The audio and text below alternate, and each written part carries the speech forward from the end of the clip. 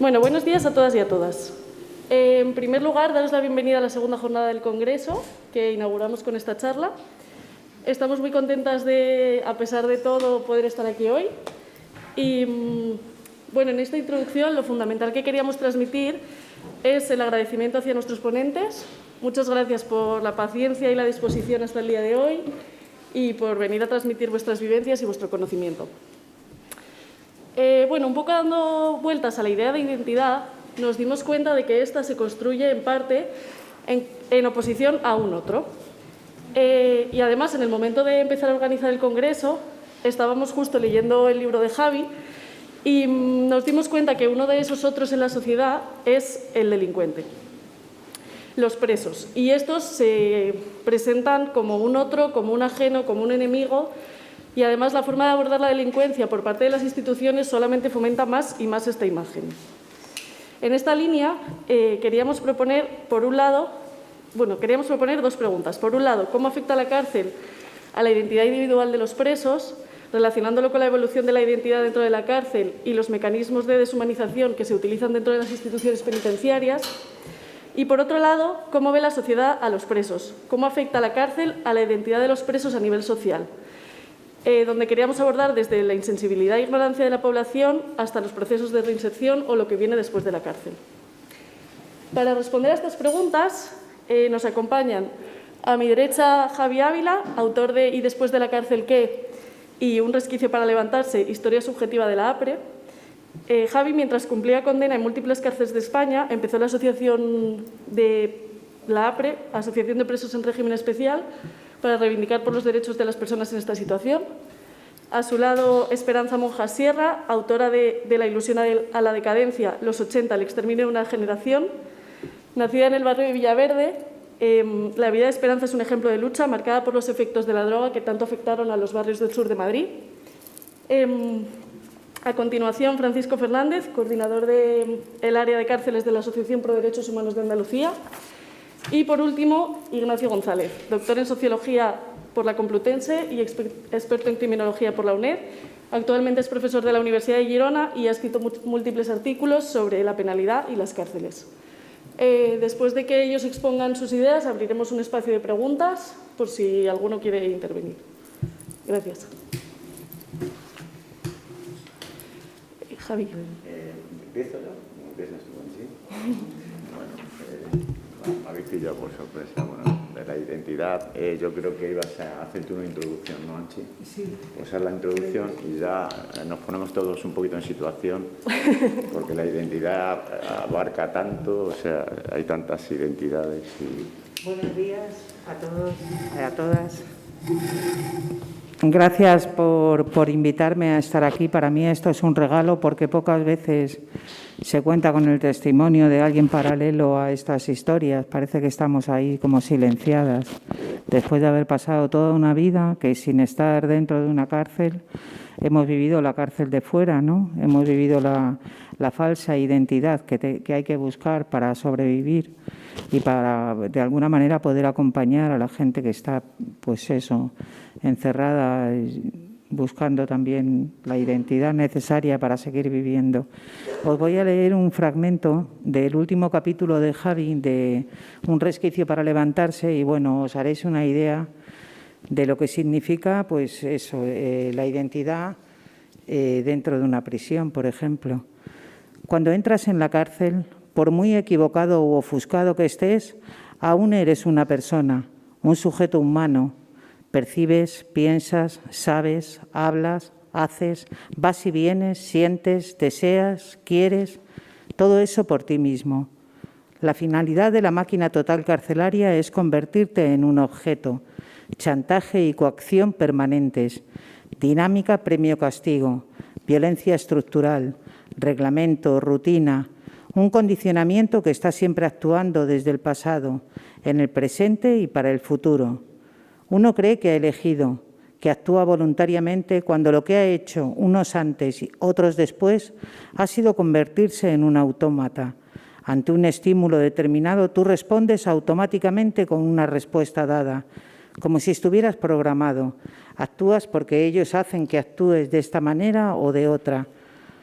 Consiguen que tu vida no sea tuya porque se apropian de ella desde que entras y te marcan cómo tienes que hacerlo todo. Entonces tú ya no eres tú en tus propias experiencias. Pensándolo bien, hay cosas que no dejan de ser tuyas nunca. Mentalmente, mi dignidad siempre ha sido mía. A mí me han tenido aplastado contra el suelo y me han estado pegando mientras yo les decía: a ver, quitadme mi dignidad, hijos de puta. ¿Por dónde me la vais a quitar? ¿Por el brazo? ¿Por la boca? No me la van a quitar nunca, por mucho que me hagan. ¿Cómo me van a quitar mi dignidad? Si mi dignidad es ser una persona, es mi corazón, es mi alma, es la amistad, siendo solidario y leal, contrarrestando el miedo, desobedeciendo, intentando la fuga, rebelándome contra las injusticias, en el trato cortante hacia los carceleros.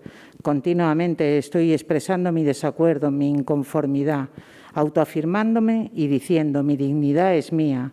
La máquina carcelaria no permite permanecer neutral, o te sometes o te rebelas. Es un tira y afloja y permanente entre su fuerza y la tuya, entre su insistencia en convertirte en una cosa y la tuya, en seguir siendo humano. El talego te obliga a reaccionar constantemente, no te deja ni un segundo libre de su condicionamiento operante. Uno puede reaccionar sometiéndose y todos lo hacen en algún momento porque tú entras en un sitio, en un módulo, en un talego y tú, por mucho que asumas una actitud lo más digna posible, ya te pones en situación de dejarte coger las huellas, entregas tus manos para que las entinten y las manejen imprimiendo con ellas dedo a dedo las marcas que han de servir para identificarte y te dejas cachear, llevar y traer y eso es sumisión. El más rebelde, el más valiente, el más entero, más pronto o tarde se somete. Quizás se trate de una sumisión aparente, o sea que de alguna manera para tu bien, para poder sobrevivir, tú dices: bueno, voy a dejar que me huellen, voy a dejar que me desnuden, voy a dejar que me cacheen todo y me lo dejen todo tirado y no voy a decir nada, porque si no, no voy a poder seguir avanzando. Y luego tú mismo te tienes que graduar, tienes que saber el grado de sumisión, aunque sea aparente, y el grado de agresividad que habrás de adoptar en cada momento. Cuando yo llegaba a un celular, si querían bronca conmigo no tenían más que decirme: Ávila, haga flexiones. Yo me negaba y ya estábamos en danza, ellos intentando obligarme por la fuerza y yo resistiéndome, siempre resistiéndome como podía. Tú vas a un celular en actitud rebelde, en estado de rebeldía, en estado de rebelión permanente y cuando llegas, nada más llegar, ya te están partiendo la cara y te meten en una celda y están encima de ti todo el tiempo. En medio de la monotonía nunca sabes lo que va a pasar y cuando la monotonía se rompe no suele ser para nada bueno. Incluso cuando cansado de esperar y temer, eres tú mismo quien la rompe. Entonces no es que te sometas tú, es que te someten ellos. Pero llega un momento en que tú no puedes estar siempre en tensión y entonces, aunque expreses tu rebeldía en determinados momentos u oportunidades, el resto de tiempo para descansar, tú te sometes, cedes terreno, porque no vas a estar siempre en tensión. Yo considero que en esto no existen los rangos. Somos personas, somos de carne y hueso, así que llega un momento en que necesitamos respirar, simplemente respirar, y para respirar es necesario coger aire, y para coger aire es necesario acabar poniéndote al fondo de la celda, porque si no sería una permanente tensión que no podría aguantar ningún ser humano. Es cierto que te someten, pero llega un momento en que tú tienes que ceder, relajar la tensión. Y entonces necesitas tranquilizarte un poco para poder pensar, porque también se necesita pensar, aunque te lo quiten todo, un cachito te queda. Y para poder conseguir eso tú tienes que hacer concesiones, ponerte al final de la celda, poner las manos atrás, no mirarles a la cara, para que se vayan cuanto antes y poder respirar un poco. De manera que en el último término te sometes sí o también, pues aunque espiritualmente te rebeles y consigas expresar de vez en cuando esa rebeldía en la práctica, materialmente eres sometido, quieras o no, y tu ímpetu, tu ánimo de rebeldía va disminuyendo al correr de los años más y más. El tira y afloja es permanente, pero tú eres de carne y hueso, necesitas de vez en cuando un respiro, mientras que ellos nunca dejan de tirar de la cuerda y las aparentes concesiones que te hacen tienen truco, conducen a la pérdida de tu dignidad como ser humano. En la cárcel hay un régimen, un reglamento, un código de conducta obligatorio y un tratamiento que, por medio del premio y el castigo, la progresión o regresión del régimen gradual regula las conductas, aprisionando, captando, vinculando las energías del instinto de supervivencia, el deseo y la voluntad de los sometidos a él. A medida que se progresa en el tratamiento, por mucho que persista un grado elevado de control, digamos material, el control va siendo cada vez más autocontrol, sumisión y obediencia voluntaria. Bueno, yo creo que nos ponemos un poco en situación. Cuando a una persona la arrancan de su hábitat natural, de su cotidianidad, de sus rutinas normales, del va, viene, habla con uno, con otro, tiene sus relaciones sociales, de repente te arrancan de tu hábitat y no sé la enunciación, porque yo tengo mala memoria, soy muy desmemoriado, pero el enunciado de la charla, de la ponencia de hoy, habla creo que no es apoyo el término, digamos que apoya a la identidad, la cárcel apoya a la identidad del preso, no, la cárcel desidentifica per se, por sí misma ya desidentifica porque te agarran, como os digo, te arrancan de tu hábito y de repente ya no tienes nada, ya no hablas con tu gente, ya no tienes las relaciones que tenías, te aíslan durante 3 días en aislamiento médico, observación médica, dicen que a los 3 días te viene un ATS y un médico, o señor o señora, y te hacen 4 o 5 preguntas, entre ellas te ofrecen benzodiazepina, un tranquilizante, la situación es la más idónea para aceptarlo, la gran mayoría aceptan y eso se convierte en una pauta diaria, mañana, tarde, noche y madrugada. Si no benzodiazepina, metadona, que tiene la misma estructura molecular que la metadona, o sea, que la heroína, perdón, la metadona, y engancha igual, vale para uno coger y temporalmente hacer un decalaje, un rebaje y quitarse de la heroína que estaba tomando anteriormente, pero yo tengo compañeros que llevan 15 años. Pero vamos a la identidad. La identidad te la quita la institución, las instituciones, porque todas las instituciones nos venden un discurso que no se corresponde luego a la realidad que nos dicen en perseguir, no tiene nada que ver. ¿Qué ocurre? Que dejas de ser tú, o sea, te tienes que convertir no solamente, insisto, las instituciones te desidentifican, sino que tú te ves obligado a desidentificarte para poder sobrevivir, porque estás en un hábitat que las herramientas que utilizabas en esta otra cárcel, 5º grado llamemos, te clasifica 1º, 2º, 3er grado, o sea, contra menor sea el grado, más riguroso es. Y esto sería el 5º grado, es otra cárcel más. ¿Qué ocurre? Que uno se está identificando y desidentificando continuamente. No es la identificación sexual de la que nos hablaba Freud o Erickson, de otro tipo de identificación también carcelaria. No, es un instinto de supervivencia, es necesario. Si yo no me adapto, si yo no llevo mi cuchillo, mi chándal, llevo en el culo metido mi dinero de la calle, mis llaves de grillete, mi hoja de sierra y mi hoja de estilete, voy desnudo. O sea, no tengo ningún tipo de identidad ahí dentro porque no tengo las herramientas necesarias para conseguir mi libertad, evidentemente.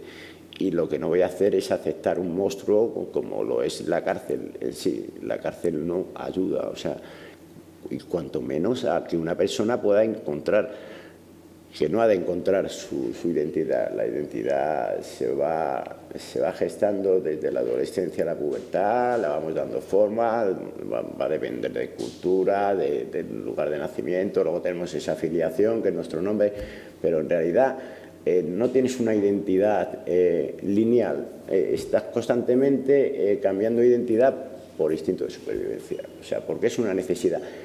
Es una gran realidad que la máquina carcelaria, la bestia carcelaria, ya te la impone de por sí, o sea, ya te quita tu identidad, tu personalidad, hace de ti una cosa, un preso, dejas de ser una persona, que luego te escupen a este otro lado y no sirve de nada porque no te forman en nada. Lo que hacen es, si ya te encarcelan con determinadas deformaciones o problemas, y no te ayuda, lo que hacen es castigarte, lo que hacen es agravar y agravar. Entonces, ¿qué identidad puede tener una persona como yo, que llevo 37 años, hace que me metieron preso y no he salido en libertad hasta el 2029? No termino de cumplir. Y me han hecho cumplir 28 años efectivos y 12 años en celda de castigo, 23 horas en celda. A ver, ¿qué hago? Me tendré que inventar mi identidad. Yo tengo mi propia personalidad, mi seña de identidad, como cualquiera la tenéis individualmente. Pero a una persona que se la machaca en una institución de estas, yo creo que hay un porcentaje mínimo el que sale con las luces mínimamente encendidas. Tanto para integrarse en una sociedad a nivel laboral, a nivel social, a nivel familiar, a cualquier nivel, es prácticamente imposible, porque no le desidentifican nada más, no, le rompen emocional, psicológica, mentalmente y físicamente, le rompen, ¿no? Digo físicamente porque yo estoy así, me dieron 2 tiros. Me he fugado 3 veces de la cárcel, pero eso no tiene nada que ver con la charla, con la identificación. Bueno, también, porque uno cuando se fuga también tiene que buscarse un DNI, falsificarlo, en fin, es otra identidad también, eso es una manera más de... Y no sé, tampoco quiero ser pesado. Si tenéis alguna pregunta en concreto que os inquiete, que queráis preguntarme, pues cómo me he podido sentir en determinado momento, mantenido por 34 penales y dando vueltas gratuitamente toda España. Entonces, si me queréis preguntar algo en cuanto a cómo afecta a otros compañeros, yo los he visto rotos. O sea, rotos en menos de una semana porque les medican. Y por miedo y por eludir, entre comillas, se creen que eluden la cárcel, pues acaban con unos enganches a las benzodiazepinas, a la metadona y a todas las drogas que meten. Por los vis-a-vis entran, evidentemente, y por los permisos, pero las grandes cantidades en el culo no se mete uno, en el culo no se mete uno un bote de colacao. Y yo he visto a personas de otros países con botes de colacao llenos de heroína. Eso se lo han tenido que dar en mano a quien que tiene acceso. Entonces, que no es cierto que la droga, los internos, los familiares de los presos le meten droga. Claro, algún porrito y algunos, pues claro, lógicamente. Si les tienen todo el día en un patio, no hay actividades. En las cárceles no existen actividades en común, existen para un 6%, un 4%, pero no hay ningún tipo de actividad en común. Puede salir eso de la piscina o cuando hablan de que se tiene televisión en la celda, se tiene si se compra el Corte Inglés. Y si uno tiene ingresado peculio, que es el dinero que le ingresan a uno en la cárcel a través del Banco Santander obligatoriamente, de la familia Botín, igual que si uno quiere llamar por teléfono, tiene que coger y comprar la tarjeta de Telefónica. Y así con todo. O sea, las cárceles son privadas. Yo me acuerdo que estuve haciendo sofás para el IKEA. Y imaginaos que me daban no sé cuántas pesetas me daban por cada... que me fingí una lesión y bueno, y me estuvieron pagando 2 años sin indemnizar. Claro, porque yo soy de trabajar, la verdad, atracador de bancos tampoco soy. Yo he atracado bancos porque con 12 años ya me pinchaba heroína. Fijaos, ¿qué identidad puede tener uno con 12 años? O sea, ¿qué identidad puede tener un niño con 12 años? No. Y atracador de bancos, no. He atracado bancos porque era donde más dinero había, donde más fácil me lo podía llevar y se lo quitaba a los ladrones. Entonces, bueno, pero yo no sé, ni oficio ni beneficio. Ni me han enseñado nada en la cárcel, a no ser lo que yo haya aprendido por mí mismo y lo que estudié, porque yo me matriculé y bueno, y fueron 12 años ahí, me aburría, pero no porque la cárcel lo incentive, al contrario. La cárcel, si puede, te aparta de todo lo que sea, que tenga que ver con cultura, te aparta, o con cualquier tipo de formación profesional, es un monstruo. O sea, yo cuando leí que en el año 2019 había un presupuesto de 1.160 y tantos millones de euros, dije, pero bueno, ¿estos qué hacen con este dinero? O sea, hay una población presa de 50.000 presos, creo que son, ¿no? Los que hay, 50, 60, contando Cataluña, algo así. Y somos el país con mayor índice menor índice de delitos y con mayor población presa después de Inglaterra, creo. Es increíble. O sea, aquí, ¿qué es un delito? ¿Quién es un delincuente? ¿Nos lo planteamos de verdad? ¿Por qué yo soy el otro? ¿Por qué yo soy la mala persona? ¿Por qué he estado preso? ¿Tengo que ser una mala persona? ¿Tengo que ir con mala fe? ¿Tengo que utilizar la peor de las picardías, que no la picaresca?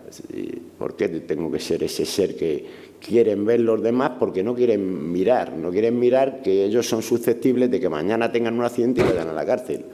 Entonces, este sistema tenemos que acabar con él. O sea, habría que abolirlo. Se tendría que crear un sistema de ayuda. Me he ido del tema un poco, bastante. Pero bueno, digamos que me acabo de doblar. Es otra identificación más de las mías. No sé, ¿queréis hacer alguna pregunta? Más que nada porque os voy a aburrir, ¿no? Todos a la vez no, porque si no va a ser un jaleo. Entonces, en medio orden. Mira, hay deditos arriba. Yo quería preguntar si si le da como estamos mucha importancia a la identidad y a tener una identidad, si en este momento en que una persona entra a la cárcel y pierde esa identidad, si por encontrar una identidad... bueno, no sé si se me ha escuchado lo anterior. Te he escuchado. Vale. Si por tratar de tener una identidad se identifica como preso, y preso es una identidad como por conformarse a sí mismo con tener una identidad. A ver, cuando te encarcelan, cuando a un ser humano lo encarcelan, no le queda más remedio que convertirse en un preso. O sea, es inevitable.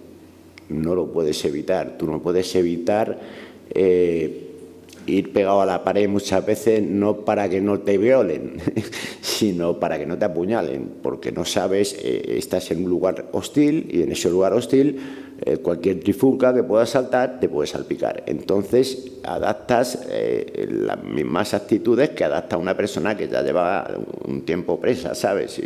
Que van con chándal, una cadena de oro, que si su cuchillo siempre encima... Te conviertes en un preso, dejas de ser una persona, tu sensibilidad humana se reduce. Yo lo he contado alguna vez, me tiré 1 año y medio sin llorar y no me lo podía creer. Dije, en una situación feísima, yo creo que en una de las peores situaciones en Herrera de la Mancha, antes de que existiera Guantánamo, nos sacaban esposados al patio la Guardia Civil y los carceleros. Y si daban los buenos días, que era una planta baja, a los compañeros, o sobrepasabas una línea blanca que había en el suelo para saludarle, darle la mano, era una paliza, te dejaban en bolas, totalmente desnudo, y te esposaban de manera premeditadamente incómoda y te tenían un mínimo de 24 horas sin comer y sin beber, meándote, cagándote encima, en fin. Entonces, ¿cómo quieren devolver a una persona que la están maltratando de ese modo a una sociedad donde esa persona pueda adaptarse a esas normas sociales que existen, a ese respeto que sé que deberíamos de tenernos? Si en realidad ellos no están actuando con respeto, ¿cómo quieren inculcar respeto? Yo creo que la institución penitenciaria se tendría que caer, o sea, tendría que desaparecer. Cuando una persona, insisto, necesita ayuda, hay que ayudarla, hay que apoyarla. El castigo es contraproducente. La violencia genera violencia y no hay más violencia y no hay lugar más hostil que una cárcel. O sea, todo lo que te cuenta la Ley Orgánica General Penitenciaria, que fue García Valdés el que hizo el borrador y entró en vigor en el año 79, en el 78 hizo el borrador, no, creó el régimen de observación de conducta para aplicárselo a los presos de COPEL, la Coordinadora de Presos en Lucha, que reivindicaban ser amnistiados como los presos políticos lo habían sido. Bueno, pues leí la Ley Orgánica General Penitenciaria y es una maravilla, porque teóricamente dice, joder, qué bien, equipos técnicos, seguimientos individualizados. Todo mentira, no se ejecuta nada. Siempre tienen un botón de muestra para enseñar a algún chivatillo o a alguna persona débil, tenemos que ser chivatillo, una persona que sea débil, más vulnerable, le cogen, te vamos a dar un permiso y sale aquí diciendo que todo va muy bien y que todo va muy bien, pero en realidad no es eso, o sea, no tiene nada que ver. La cárcel es un monstruo que no sirve más que para, lo utilizan como un gueto, además. Si os habéis dado cuenta, con el paso de las décadas se lo han ido llevando las cárceles a los páramos, las han sacado de las ciudades para tenernos apartados, no nos quieren. Si no les rendimos, si no hacemos lo que ellos quieren, si no somos obedientes, buenos ciudadanos, buenos trabajadores, pagamos nuestros impuestos, entonces ya tienen ahí su cárcel porque ellos no pagan. Rodrigo Rato hasta un rato, el Urdangarín otro rato. Esta gente no paga cárcel porque son suyas. ¿Cómo van a pagar cárcel? Hacen puestas en escena con los más media, que también son suyos. Son los banqueros los que más invierten en los más media, ¿no? Entonces nos tienen bien pillados. Por lo tanto, vosotros que sois jóvenes, os tenéis que rebelar. No tenéis que obedecer ni una sola injusticia. Y yo os invito a la desobediencia en ese sentido.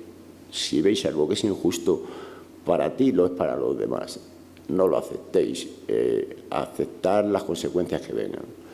Y yo creo que será la única manera que al final logremos vivir en un mundo donde exista el respeto, el amor, el humor, que estamos de paso, aquí todos nos morimos, todos nos vamos, es un ciclo en el que pasamos, minúsculo. Entonces, en tanto en cuanto estemos vivos, vamos a intentar no dejarnos dominar por los miedos, que es una de las peores armas, o sea, de las más destructivas que tienen los sistemas. Miedo, incertidumbre, inseguridad.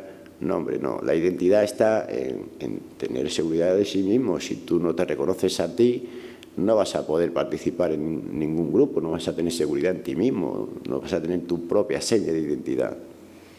Entonces creo que es importante que no se os ocurra aceptar algo que sea injusto. No importa la consecuencia. Bueno, si es injusto, es injusto. Y no que sea injusto de manera subjetiva. Yo creo que la injusticia es injusticia para todos y para todas, ¿no? No es para uno, no es una cosa subjetiva, es algo bastante objetivo. Y bueno, ya pues estoy aburriendo, veo las caras, me hacen muchas preguntas, soy incapaz de responder. Vamos a darle paso a Esperanza, que también le voy a introducir. ¿No vais a hacer más preguntas? Si no, al final volvemos a abrir. Ah, bueno. Bueno, yo introduzco aquí a Anchi, a Esperanza. A ver, éramos muchas las mujeres que... Este es el libro de La ilusión a la decadencia, los 80, el exterminio de una generación, el primer libro de Anchi. Y el segundo, Flores en la calle, que no tiene ejemplares, creo. Y por ahí está también, y después de la cárcel, ¿qué? Por si luego queréis alguno, nosotros nos autoeditamos y un resquicio para levantarse, que es donde ha leído el extracto Anchi. Y empezamos. Éramos muchas las mujeres que nos habíamos enganchado a esta droga. Curiosamente, y aún no sabría explicar el porqué, la adicción en las mujeres era más perversa y cruel. Podía llevarnos hasta los límites más insospechados, como si de alguna manera quisiéramos enseñarle a ese mundo dominado por hombres que podíamos con todo lo que se nos pusiera en nuestro camino, como lo habíamos hecho años atrás en la lucha por los derechos de las mujeres en nuestro país. Así era, y aunque nada tenía que ver tan distintas situaciones, de alguna manera una tiró de la otra. La primera nos había presentado el camino de los sueños inalcanzables, la otra a darnos cuenta de lo absurdo que puede llegar a ser a veces el imaginario, creyendo que íbamos a ser más libres, más auténticas. Mi carácter había cambiado tanto que a veces me asustaba. Aquella forma de vida despertaba en mí arrebatos agresivos y descontrolados que me eran totalmente desconocidos y que terminaban por hacerme un daño punzante y pendenciero del que quería escapar y no podía. Solo la heroína conseguía templarme y hacer más llevadera aquella situación tan lastimosa. Y como en una espiral donde la impotencia toma las riendas, se me había colado en la vida. No solo se había transformado mi carácter, físicamente estaba muy demacrada. Mis ojos, que una vez fueron del color del caramelo, como decía mi hermana, habían perdido el brillo, permaneciendo hundidos en las pronunciadas cuencas hasta perderse. La ondulada melena que años antes me invitaba a presumir se mostraba lánguida, mate, y el cuerpo de atleta que tantas horas había dedicado con esfuerzo e ilusión se había reducido a un saco de huesos que difícilmente me sostenían. Bien cierto es que la heroína es la droga más visible de cara a los demás, porque es precisamente en el rostro donde deja su marca y no se puede esconder. No hay maquillaje que disimule la macabra huella que deja por donde pasa. Hombre, esto está bien porque también es una desidentificación. Pasa, Anchi, a Bueno, pues este es un libro que escribí hace como 15 años o así y lo tuve guardado mucho tiempo. Y bueno, lo escribí como un homenaje a unas mujeres que pasaron por mi vida y que ya no están, y de las que nunca se habla y de las que nunca se ha hablado. Y hablando, bueno, hoy hablamos de la identidad y creo que el haber estado enganchada tantos años a la heroína, creo que, pues bueno, el tema de la identidad os puedo decir que he adoptado todas las que he tenido que adoptar para seguir viviendo. Bueno, yo quería hablar de mi vida paralela a la de los presos. Yo en la cárcel grande, que es esta, y los presos en las diferentes cárceles de España. Y como yo, muchísimas mujeres, porque hay asociaciones de madres que han perdido hijos en las cárceles porque han muerto asesinados. Y digo asesinados porque, de hecho, así es, asesinados. Hay asociaciones de mujeres que escriben a presos. Yo, desde los 14 años que empecé con la heroína, bueno, pues mi primer noviete también estuvo preso muchos años, tantos como 10. Y me tocó, pues, pasearme. Era una adolescente, yo hacía atletismo, era fondista y, bueno, vivía en el barrio de Villaverde, y eran los 80 y, bueno, pues la heroína estaba abajo de mi casa, arriba, a un lado y a otro. Me gustó mucho, empecé con las anfetaminas por correr más, por sentirme mejor, porque, bueno, estaba en plena adolescencia y lo que me gustaba era soñar, como a todos los adolescentes, ¿no? Y me enganché de una manera bestial, estuve 10 años enganchada y cuando lo dejé, os hablo de esto por mi identidad, las identidades, ¿no? Cuando lo dejé ya, pues tenía VIH, lógicamente, porque aquello no mató a 45 millones de personas, y todavía no hay ninguna vacuna. Y entre esos 45 millones de personas estaba media juventud de Villaverde, que eran mis amigas y mis amigos. Pues cuando salí de la heroína, después de pasar por otras cárceles pequeñas como son los manicomios, como son las instituciones que se dedican a, pues eso, a controlar la vida de los más pequeños, de los que están en un momento fatal, y bueno, pues de ahí deriva todo lo que viene después. Cuando dejé la heroína me puse a trabajar y me he tirado 20 años cotizando a la Seguridad Social, o sea que fijaros mi identidad a dónde ha llegado. Empecé atracando y terminé currando como una loca. Y bueno, he tratado toda mi vida de ser mejor persona. Mi identidad, como dice Javi, han sido muchas, pero mi personalidad es mía, me la he creado yo a pulso. Creo que a las mujeres se nos tiene muy olvidadas en todos los temas todavía. Y antes os hablaba de las madres y de las acompañantes que hay de hombres que han estado en la cárcel o que siguen en la cárcel. Sí que es verdad que dentro de estas instituciones es como todo. Por ejemplo, Javi va a pagar 36 años y no tiene ningún delito de sangre, ¿vale? Es verdad que dentro de las cárceles hay mucho hijo de puta también, porque yo lo he vivido y yo lo sé, Pero sí que es verdad que es tanto el atraco a la identidad de las personas que están dentro y las que estamos fuera acompañándoles, es tanto el desagravio que tienen hacia todo esto. ¿Por qué? Pues eso, porque somos el otro lado, ¿vale?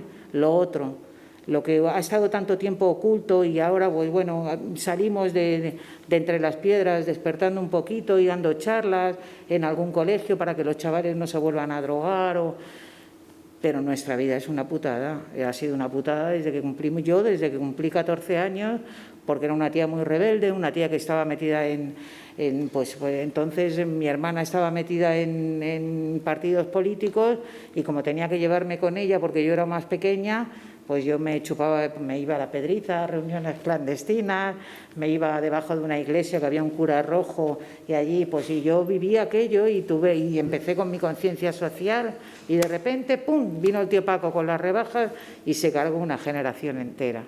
Entonces, eso es robar la identidad, porque uno puede tener 1000 identidades que él quiere tener para salir adelante, ¿vale?, pero que te roben la identidad, que te la estén robando constantemente. Luego el tema sanitario, o sea, yo chapó por la sanidad, la verdad. Por la sanidad no, chapó por quien compone la sanidad, porque estoy aquí, estoy contándolo, ¿vale? Porque tengo unos médicos estupendos, supongo, porque estoy aquí. Pero ha sido un alacrán, ha sido una lacra. Yo me puse a currar y yo tenía que llevar todos los brazos llenos de tiritas para que no me llamaran drogadicta, ¿vale? Y yo daba el mismo, o sea, hacía la misma faena que cualquiera porque estaba en plena juventud, ¿vale? Y a lo mejor salía de allí y me ponía a drogarme, pero yo nunca le falté el respeto a nadie, ni me llevé nada de nadie que tenía menos que yo. Sí que es verdad que de quien tenía más que yo y lo había hecho mal, pues me llevaba un cachito porque me solucionaba mi papeleta. Me he pasado muchos años de mi vida robando, pero siempre he robado a gente que tenía más. Me iba a la calle Serrano, a Velázquez, andaba por aquí y a lo mejor me llevaba, fijaros, 10 botes de perfume y ahí hacía otra identidad porque tenía que ir a la directora del centro de salud del Cruce de Villaverde, que era la que me compraba todo lo robado, la señora condesa, con sus aretes de oro y su Virgen del Carmen en el pecho. Me decía, a ver, ¿qué traes? Y le decía, pues esto. Fijaros dónde se queda la identidad, o sea, y la identidad la roba el de al lado, que no tiene ningún derecho, pero a mí esa señora de qué iba a robar mi identidad. Pero era yo yonki y tenía 25 años, a lo mejor. Entonces la historia cambiaba mucho. Y ha sido un periplo tan grande, la juventud, la delincuencia por un lado, la drogadicción por otro, porque iba unido, pero claro, eran un montón de cosas que nos hacían la vida súper complicada y nos robaban la identidad. Conseguir la identidad, yo no lo sé, yo solo sé que, bueno, cada vez que me levanto por la mañana es un regalo la vida. Y creo que hay una juventud preciosa, pero preciosa, y siempre, yo siempre he estado rodeada de chavalada, creo que son los que me ayudan a vivir. Eso y la escritura es lo que me da fuerzas para tirar para adelante, porque creo que otro mundo es posible y creo que nadie tiene el derecho de robarle a uno lo más importante que es uno. Es que, a ver, yo he pasado por instituciones psiquiátricas, me han robado el dinero en 7 o 8 curas de sueño, les ha importado una mierda mi vida, una mierda. Entonces, verme aquí ahora dando una charla aquí o ir a un colegio y dar una charla, para mí eso ya es un privilegio, por eso ya merece la pena todo. Los demás, los que rodean la historia mala de este puto mundo, que los den por culo. Perdonadme la expresión, pero llega un momento que cuando doy una charla, llega un momento que está en la angustia que me hace sentir el que una vida tan larga, porque tengo ya 57 años y estoy muy agradecida, ya digo, he tenido unos médicos muy buenos. Y al igual que Javi, hemos sido 2 valientes y 2 luchadores y yo lo doy por hecho, no es decirlo por decir, es que es así. Yo he sido una mujer violada, una mujer maltratada, he pasado mi vida de trancas a barrancas, pero todo esto lo he hecho trabajando y dando producto a la sociedad, ¿vale? Entonces, que vengan y me digan lo que quieran. Lo que creo es que hay que cambiar las cosas y que hay que cambiarlas en la calle, porque en la calle es donde se grita. Que nos han puesto una mascarilla, pero hay que gritar, tenemos que salir a la calle enfadados. Lo que no se puede es hacer ahora ya no existen ni existirán, no sé si volverán a ser, pero no podemos ir a una manifestación quemados y enfadados haciendo bailes, no, o riéndonos o cantando canciones, no. Yo estoy muy enfadada porque esta puta sociedad nos está robando la vida de alguna manera. Y nosotros no le hemos hecho nada. Esta es la segunda pandemia que nos comemos, o sea, y nos la estamos comiendo con patatas. O sea, ¿quién ha decidido que yo me tengo que comer 2 pandemias?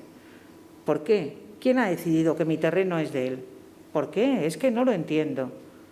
Y llegados a este punto, llegados hasta aquí, pues eso, la identidad, nos pasamos la vida fabricando identidades, pero la personalidad, esa no nos la quita nadie, porque es algo que se va creando desde que eres joven y pues eso, tu conciencia, tus ganas, tus inquietudes, tus ansias, no nos las pueden robar.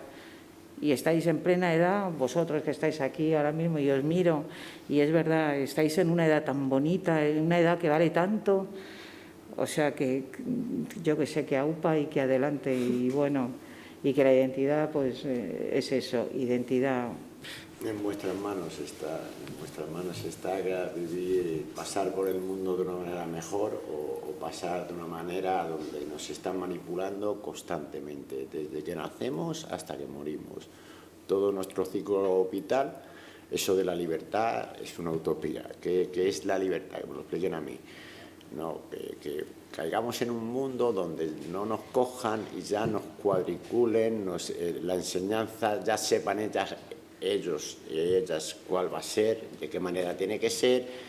Te van a formar para lo que les interese a ellos, no para lo que os guste a vosotros, ¿no? Seguramente formarán para el interés que tengan a la hora de producir, y economía, y dinero, y dinero, y dinero. Y en tanto en cuanto hacen eso, nuestra vida espontánea, todo aquello que deseamos, que sentimos, que nos gustaría hacer, aquello que nos gustaría dedicar nuestra vida, nos lo quitan. O sea, hay que exigir en mayúscula que tener cubierto techo, comida, evidentes los servicios esenciales como es la luz, el agua. A partir de ahí hablemos de derechos sociales, pero eso universalmente, en tanto en cuanto no esté cubierto, que no me cuenten cuentos de pan y pimiento, no. Vamos a cubrir la vivienda, vamos a cubrir el empleo, no un empleo que sea el esclavismo que existe ahora en el siglo XXI, que lo han cambiado de nombre, pero no, son todas estructuras piramidales donde hay un jefe, donde tú te sometes. Si tú te apetece dar un abrazo a tu madre, a tu tía, a tu prima, a tu hermana, a quien sea, en este momento, no, tú tendrás que hacer lo que te diga tu jefe.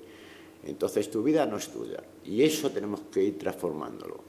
Tenemos que ir exigiendo que no es necesario que nos esclavicen para sobrevivir. Yo no digo que no trabajemos, claro, todos tenemos que producir de alguna manera y trabajar, pero en una medida en la cual no aceptemos 8 horas de relaciones laborales, 8 horas de sueño, quizá 8 horas, o sea, quizá 4 horas de relaciones familiares y quizá 4 horas de relaciones sociales. Les estamos entregando nuestras vidas. Entonces tenemos que empezar por transformar eso, porque el tiempo es la vida, o sea, y es con lo que juegan, con nuestro tiempo, con nuestra vida. Y creo que no es muy difícil llegar a esa conclusión, o sea, no es tan complicado, es simple y llanamente no ir por donde ellos te quieran obligar a que vayas. Si no lo consideras justo, si no es algo que no es justo, tiraré por el lado que yo considere que va a ser bien para mí y para los demás. Pero tenemos que concienciarnos, tanto miedo a la policía, que son los monstruos, que son unos monstruos, porque al fin y al cabo lo que hacen es reprimir la violencia. ¿De dónde lleva la violencia? ¿Quién acaba creando violencia en las manifestaciones? Siempre son las denominadas fuerzas de seguridad del Estado las que arman el jaleo, las que agreden, las que son violentos, los que provocan la violencia, porque así justifican su sueldo. Su sueldo, bueno, no sé, porque no sé si ser policía o ser carcelero es un trabajo, ¿no? Porque tampoco son personas, entonces a trabajar hay que ser persona, es un lío, me estoy liando. Ya está, no sé, yo creo que damos paso a quien me corresponda, ¿no?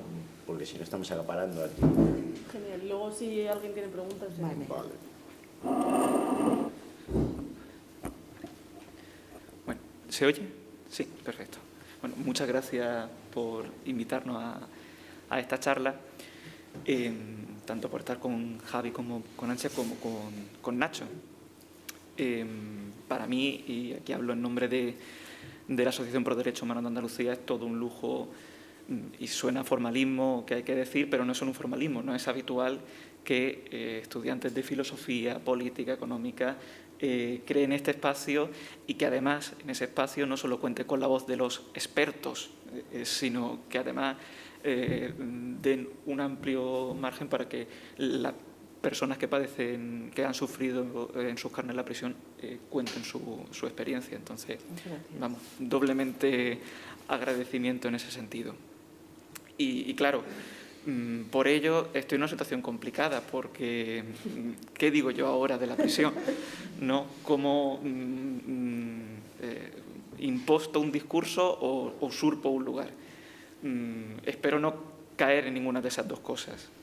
Y para eso creo que he hecho un poco de trampa, porque voy a utilizar a alguien que no soy yo para contar cosas. Empiezo por el principio. Tanto Javi como Ansia han contado los mecanismos de deshumanización internos a la cárcel, cómo la cárcel destruye a quien entra dentro.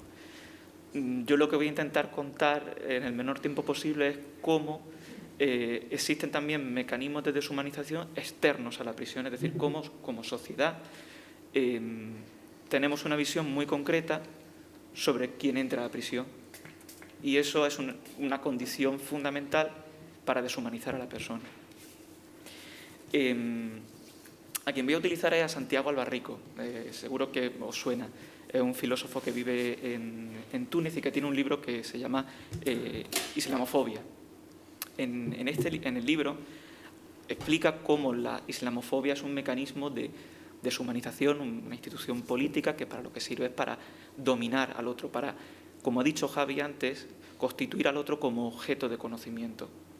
Y con la cárcel ocurre algo parecido cuando nos aproximamos como sociedad a ella.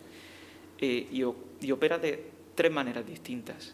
Primero, porque concebimos todo lo que tiene que ver con la prisión como una unidad, porque concebimos todo lo que tiene que ver con la prisión como algo negativo, y porque concebimos todo aquello que tiene que ver con el sistema penal como algo inasimilable, como lo radicalmente otro, podríamos decir.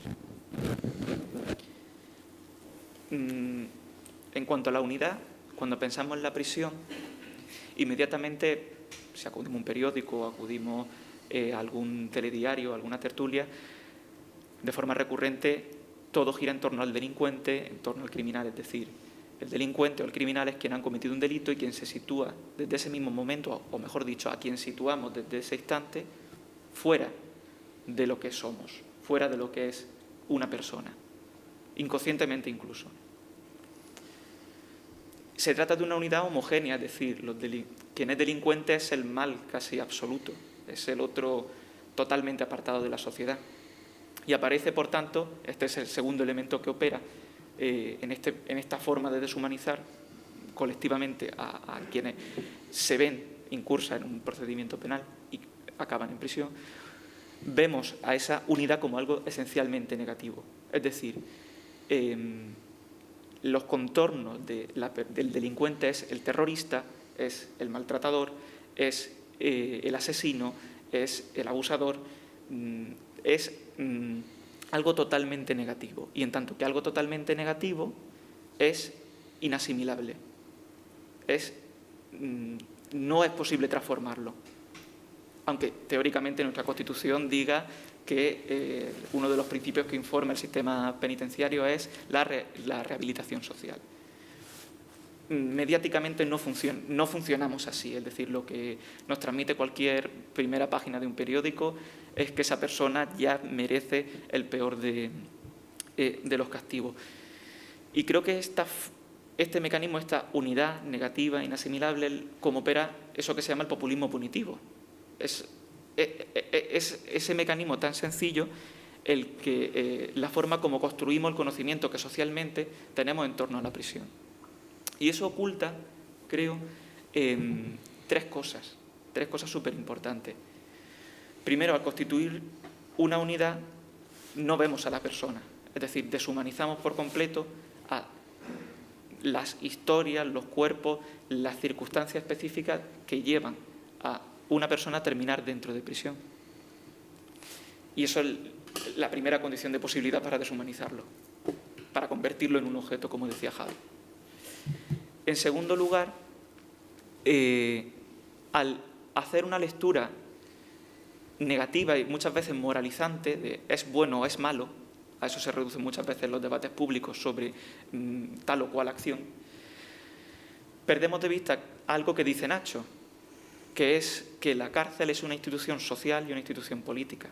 Es decir, es una institución en la que se cristalizan una serie de estructuras sociales y políticas de una forma muy concreta. Normalmente la cárcel agudiza las desigualdades que ya existen previamente en la sociedad.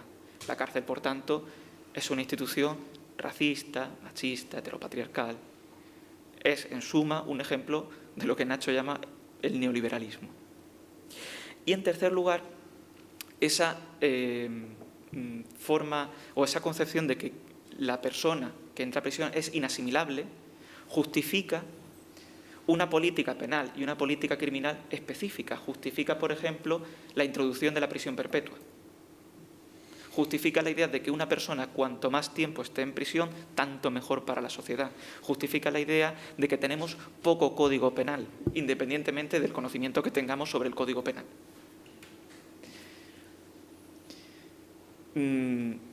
La pregunta entonces que creo que debemos hacernos es ¿qué está ocultando esta forma de conocimiento? Y, inmediatamente, ¿cómo revertirla?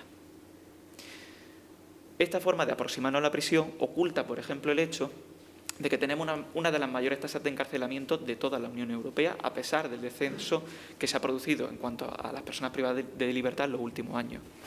Oculta el hecho de que tenemos una de las mayores tasas de mujeres encarceladas de todo el continente, muy por encima de la media europea.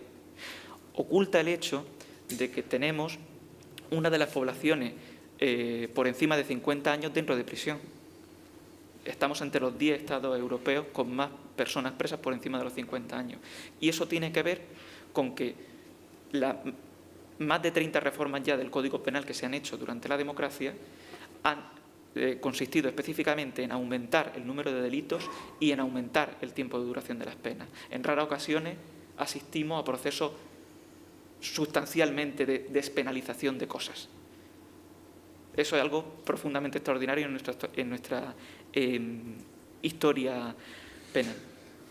Todos estos elementos que os acabo de contar, que están recogidos en informes de instituciones oficiales, en concreto en el caso de los últimos datos que he dado, en el informe, en las estadísticas anuales del Consejo de Europa que se publicaron la semana pasada, quedan por completo desplazadas por eso que se llama populismo punitivo, que en el ámbito cognitivo, por así decirlo, o a la hora de conocer la prisión, opera reduciendo la prisión a una unidad negativa inasimilable.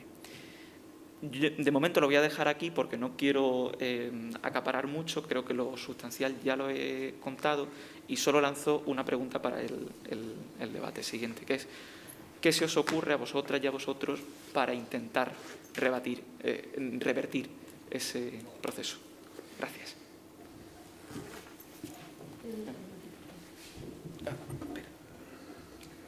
Sí. Aquí, vale, tú dime.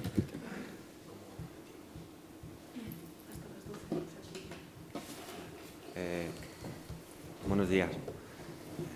¿Se oye así bien? Me acerco más al micro. Vale. Hablo un poco más alto y me acerco al micro. Vale. Muchas gracias.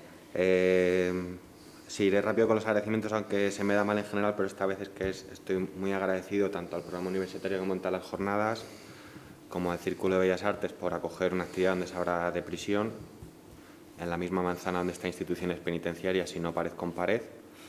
Y especialmente a Isa y a Ignacio por haberme invitado y por habernos invitado. Estoy también muy contento por quienes están en la mesa. Tanto a Javi como a Anchi los conocía por los libros. El de Javi lo utilizamos un poco en la clase de prisiones y el de Anchi justo lo estábamos leyendo en casa antes de ir a la cama cuando llegó la invitación, entonces fue como muy placentero. Y luego tanto Fran como Maribel realizan una labor fundamental de defensa de los derechos de las personas que están en prisión, entonces... bueno, que estoy muy contento. Lo otro es probable que todo lo que vaya a decir sea redundante porque ya lo han explicado y que a lo mejor lo único que hago es decir lo mismo pero con palabras un poco más abstractas, pero en parte creo que va en mi identidad como universitario, como usarlo el PowerPoint. Entonces, ya está. Simplemente quería plantear 3 o 4 cuestiones básicas que ya han ido saliendo. Fundamentalmente creo que son cuestiones más bien evidentes o muy básicas, pero que no solemos pensar y que precisamente, como ya se ha señalado, una de las cosas que hace muy bien el sistema penal es darnos respuestas a cosas que no nos llegamos a plantear, de manera que la propia identificación de un colectivo como delincuentes o la propia identificación de los policías como los buenos y todo esto facilita mucho que no pensemos cuestiones básicas de regulación de la convivencia y los conflictos inherentes a vivir en sociedad y pues como el sistema penal es muy bueno en presentar cuestiones que son muy complejas como si fuesen sencillas, pues dedicar 10 o 15 minutillos a plantear cosas. Tengo una primera parte que es más o menos lo que han hablado Anchi y Javi, de cómo la prisión es un entorno hostil y bastante agresivo hacia las personas, y por otro lado, más desde fuera, pero esto será más cortito, un poco en lo que ha dicho Fran. Sí, se me hace raro decir esto. Vale. Bueno, simplemente, es rápido, es recordar que tenemos la prisión y que habitualmente es comprendida como una forma humana y civilizada de castigar a la gente, aunque ni siquiera se presenta como un castigo, sino como una oportunidad a gente que no ha tenido ciertas oportunidades para que a ver si a la segunda sí las desarrollan, ¿no? Entonces, de hecho, legalmente es aceptada y nos parece más civilizada que otras formas de castigo más explícitamente corporales, porque en principio solo te priva de libertad y se insiste mucho en que solo de libertad, ¿no? Entonces, de hecho, la prisión, nadie va voluntariamente a la prisión, o sea que es un secuestro temporal que se justifica precisamente porque se le da herramientas a un ciudadano o a una ciudadana y por lo tanto entra dentro del conjunto de instituciones que en principio van destinadas a que la gente tenga derechos. Es un poco raro, pero bueno, se puede entender y legalmente se entiende como que la estancia en prisión puede ser una oportunidad para aquella gente que ha delinquido, ¿no? Como podéis ver, es muy distinto cómo prevé el derecho, cómo lo piensan los legisladores, a cómo lo vive la gente que ha pasado por la experiencia. Con esto iré más en el final, pero la cárcel también es muy útil para que podamos identificar quiénes son los malos de nuestra sociedad, que es algo por donde ha sido. Pero primero, nada, dedicaré un par de minutos a la transformación de la identidad de quienes pasan por la cárcel. Sí. Entonces, para eso, bueno, y como en principio leéis y esto, utilizaré un trabajo que tiene más de 60 años de Erving Goffman, que se llama Internados, que está traducido y que es muy recomendable. Simplemente también para subrayar que, por mucho que cambien los edificios o los talleres sean más participativos, una cárcel en lo fundamental es una cárcel, sigue siendo una cárcel hace 60 años, ahora y en distintos sitios. La cárcel es mucho más que la privación de un derecho, es un encierro físico y un encierro o una exclusión social. Antes han dicho, te arrancan de tu vida y te la niegan. Y en la propia noción de limitar la movilidad que tienes ya te están privando de todo lo que te hace persona. Y en esto insistiremos un poco más. Hablo de amigos, familias, trabajos, decisiones, etc. Goffman hablaba de institución total para referirse a una serie de instituciones, no solo la cárcel, pero hoy nos centramos en la cárcel.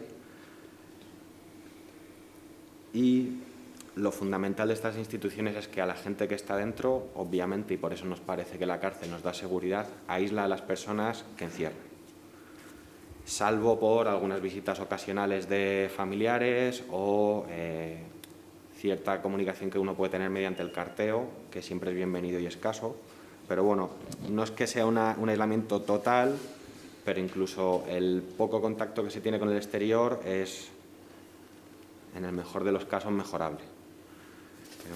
Por otro lado, el estar en prisión, bueno, digamos que no es que tienes un sistema de relaciones normales, pero dentro de la cárcel, sino que te meten en un sistema de relaciones que son anormales, que nadie las querría, y por eso se espera que la cárcel sea preventiva, porque no es un sitio al que la gente quiere ir, ni es un sitio al que se va a estar bien. Goffman señalaba algunas características que están ahí, de las fundamentales para que entendáis la diferencia de lo que es estar en prisión a lo que es estar esta tarde con los colegas o mañana descansando y cosas así, ¿no? Entonces hay varias cosas que señalaba, que es, aparte de estar aislados, uno está siempre en el mismo lugar y bajo la misma autoridad. Se entiende que en prisión y bajo la autoridad de las instituciones penitenciarias. Es muy diferente si pensáis a vuestro día a día, en el que a lo mejor por la mañana sois hijos, mientras desayunáis, a lo mejor luego vais a clase y sois estudiantes y estáis más o menos con iguales, aunque haya una autoridad que se supone que son los profesores, pero ya estáis en otro sitio, entre medias habéis cogido el transporte público o privado y os habéis desplazado, a lo mejor por la tarde estáis con colegas en una relación en principio de aparente igualdad, si por la noche tenéis que currar, pues a lo mejor volvéis a estar con otra autoridad, pero a lo largo del día estáis en distintos sitios, tenéis que adoptar distintos roles, tenéis distintos estatus y todo esto en realidad es lo que os constituye como personas y os da mucha riqueza. El ser hijo, empleado, a lo mejor encargado, fulanito, menganito, ¿no? Después, en prisión también hay una clara diferenciación entre quienes están contra su voluntad y quienes están trabajando, o entre internos y funcionarios, o entre presos y trabajadores.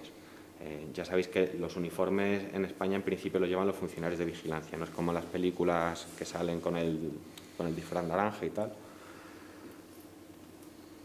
Y esto también pues, es algo a tener en cuenta. Por otro lado, la mayor parte del tiempo la estás pasando con gente que está en tu misma situación, es decir, la estás pasando con gente que también pues, está sin lo que le convierte en persona, sin hacer lo que quiere y todo esto. Esto hace que,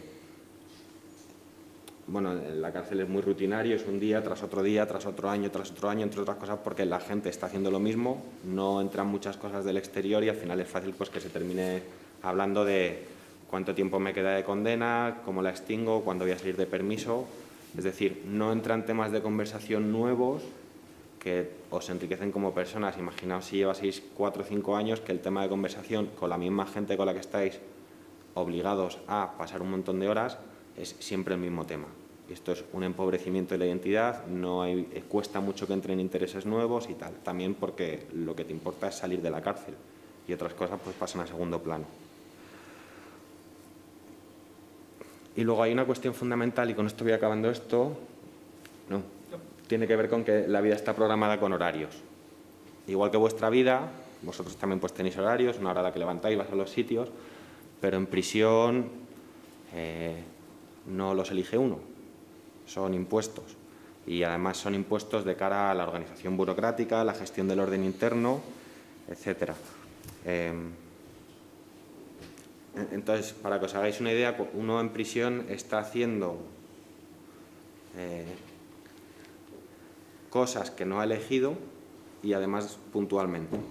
A tal hora tienes que estar listo para desayunar, a tal hora tienes que estar listo para esto, ahora no puedes usar este espacio, ahora sí puedes usar este espacio. Os podéis imaginar que cuando no te dejan elegir lo que quieres hacer y en el momento en el que lo quieres hacer o en el que te apetece o en el que te entra sueño o en el que quieres seguir durmiendo media horita más, esto, con el paso del tiempo, pues uno pierde la sensación de que es dueño o dueña de su propia vida y de que está haciendo algo significativo con su vida en términos de elegir, ¿no? Entonces, ¿qué supone todo esto, el estar en una institución total o estar en la cárcel para la identidad de la persona presa? Sí, gracias. Bien, entonces, la identidad generalmente no la construimos leyendo a Paulo Coelho, sino que la construimos en relación con otras personas, con nuestros amigos, con nuestros familiares, en el equipo en el que nos apuntamos, en el trabajo que tengo, el grado que estoy estudiando, etc. Entonces, fundamentalmente, nuestra identidad la construimos con nuestras elecciones, pero también con cómo nos vemos a través de los ojos de los demás, cómo nos trata el resto de la gente, ¿no? Cuando a uno le tratan bien o le tratan como una persona importante en el Círculo de Bellas Artes, pues se siente importante. Si te tratan desde arriba hacia abajo dándote órdenes para que cumplas unos horarios y tal, pues uno poco a poco a lo mejor no se siente tan importante. Incluso se puede llegar a sentir frustrado o despreciado.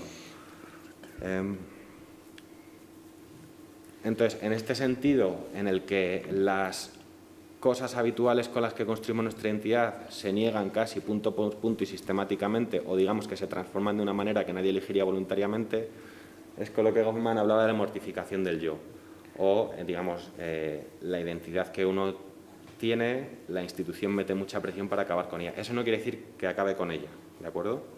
Pero sí que hay un intento y que de hecho es coherente con el principio de rehabilitación. El principio de rehabilitación asume que tú no sabes gestionarte la libertad ni la vida y que van a hacer una especie de tabula rasa y que entonces te reeducan. Entonces, esto es una cuestión de derechos y está bien, pero si yo no considero que yo esté mal, porque hay una institución que va a cambiar fundamentalmente y cuyo objetivo es cambiar fundamentalmente quién soy, porque el hecho de haber cometido un delito se asume que no lo hago bien. ¿sí?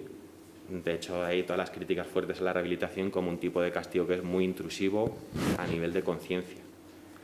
Esto dejando de lado ciertas reformas que últimamente incluso van por la vía de exigir arrepentimiento, lo cual incluye exigir que tú has cometido un delito. Entonces, es bastante raro todo.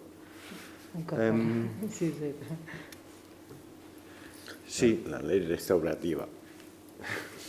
Ya está. Entonces, luego, en el día a día de la prisión, consecuencias de todo lo que llevo dicho, pues a uno le obligan a relacionarse con gente que no ha elegido. Y hay gente que os caerá mejor y peor cuando te obligan a relacionarte con gente que, de hecho, lo único que tú sabes de la gente que está en prisión, en principio es que han cometido un delito.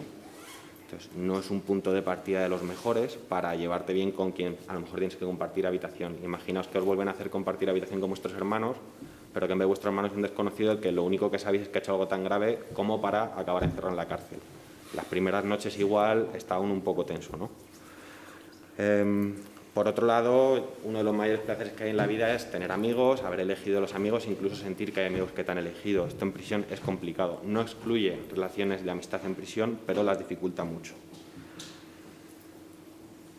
Lo dicho de antes, perdemos mucha versatilidad, que es lo que nos enriquece como personas, estar en distintos sitios, a veces estar confundido y no saber muy bien cómo te tienes que adaptar a la nueva situación y comportarte. Entonces, hay poca cosa que enriquezca tu identidad en el día a día. Y lo fundamental es que la capacidad que tienes de decidir sobre tu propia vida se ve drásticamente reducida. Y yo esto no lo he experimentado, pero entiendo que son las cosas más jodidas. El que no te dejan elegir o se presupone que tus elecciones son malas. Y entonces que hay una persona que se saca un título universitario que es la que te va a decir cuáles son las decisiones buenas. Ya está.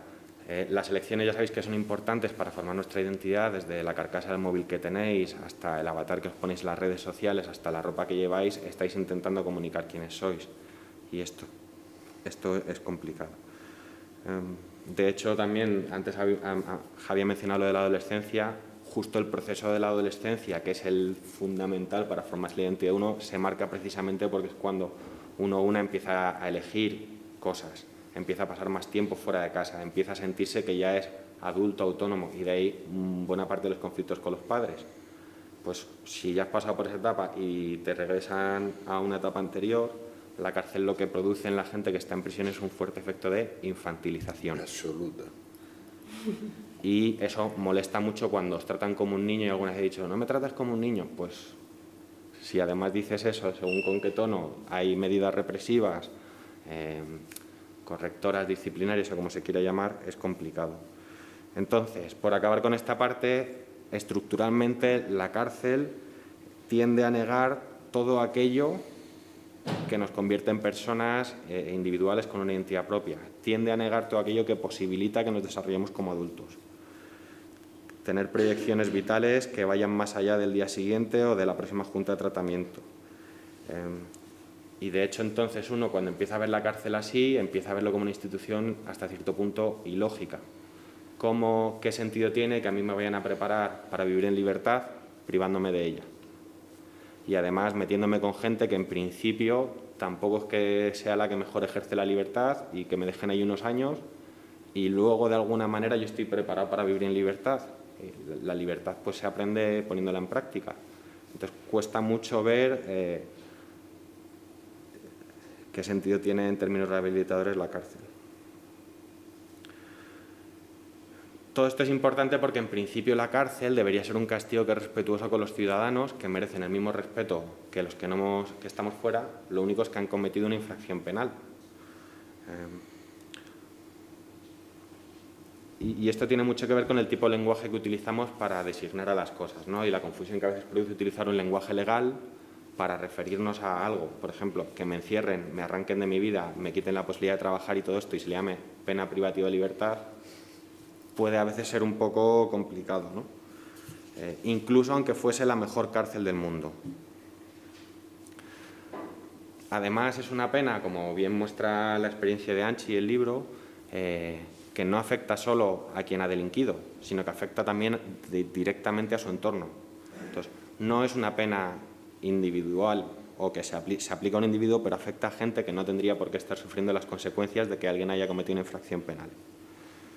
y, por lo tanto, produce un sufrimiento que es injusto en términos legales. No hay base legal para que haya gente que tenga que estar sufriendo con esto, ¿no? El problema fundamental viene de que el derecho nos concibe como sujetos autónomos depositarios de derechos, pero en realidad no somos eso. Somos personas insertas en relaciones sociales. Y es imposible que me saquen de las relaciones sociales. Sí. Sí. Sí. Era esto, sí. Vale. Vale, pasamos. Vale, entonces, un poquito para atrás. He hecho como un dibujo así, a ver si se entiende mejor, de la lógica que tiene pensar que la pena de cárcel puede solo privar de libertad y nada más que libertad. Que insisto en que si uno tiene una visión social de lo que somos, es un absurdo lógico. Entonces he puesto, creo que se llama piedra de bóveda, estos puentes que no están con cemento, sino que hay una piedra que si la quitas todo el puente se cae, ¿no? Entonces he puesto en azul más o menos las cosas que nos hacen, bueno, hay más, ¿no? Pero unas cosas básicas que nos hacen personas, que nos hacen tener una identidad con la que nos sentimos satisfechos, y en medio la libertad, libertad de ambulatoria o tal, ¿no? La libertad como la entiende el derecho, no como la entiende la filosofía o la ciencia política.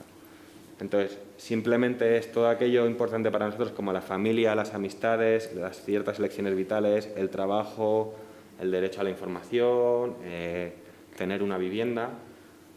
En cuanto a uno le quitan la libertad, es ingenuo pensar que todo lo demás queda intacto.